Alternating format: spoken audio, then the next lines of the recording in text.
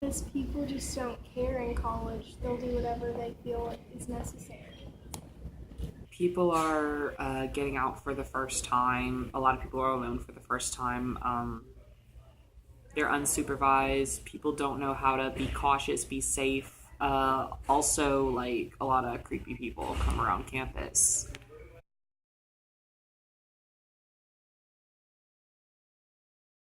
It's a really bad thing because it's catastrophic to the individual that it happens to mentally and I think physically.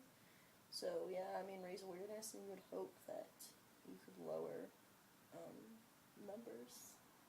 Well, considering the majority of rapes are being, subjected on women, which are a larger number of people that are on college campuses, I think it's really important to understand what tends to happen, where those situations tend to accumulate, and to not necessarily prevent it for yourself, but also to inform your friends and relatives about what they can do to inform others to prevent those situations from occurring to other people, not just on themselves.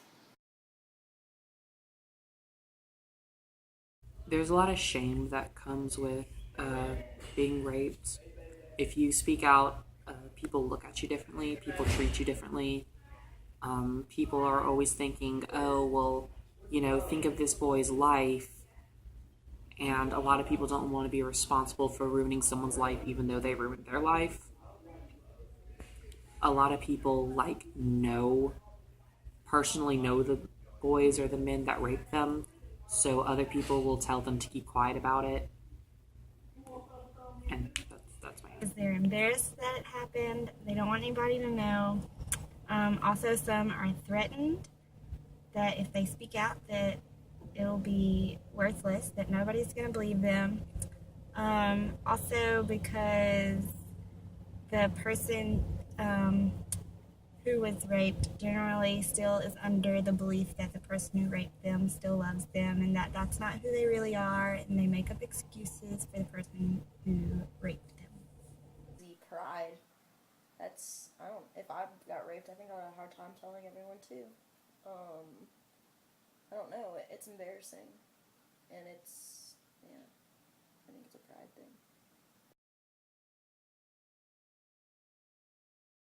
Because then you can stop the perpetrators, they can get help they need to recover, and the more people, it's been shown in studies, because I've studied this, it's been shown that if one person speaks out, then it leads to another person speaking out. So if more people start talking about what's happened to them, then it'll encourage others to do so as well.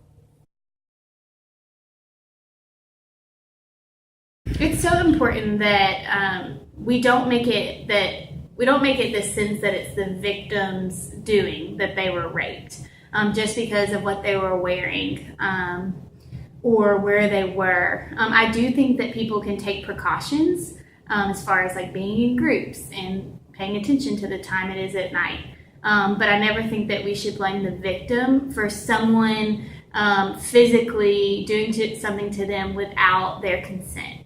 And so I think that we need to be cautious of doing that, because that's probably another reason people don't come forth and get the help they need, because there's this stigma around, well, where were you or what were you wearing, and the fault can get put on them when in actuality they're the victim.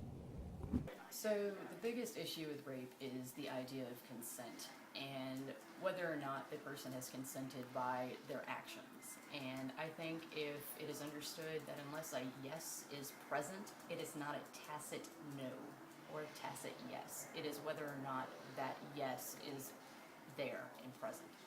And the big thing is, unless that person is sitting there holding a sign that says, fuck me, while they're wearing that outfit that is, labeled slutty or whatever word you want to put it under, they haven't complied to touch you or have you touch them.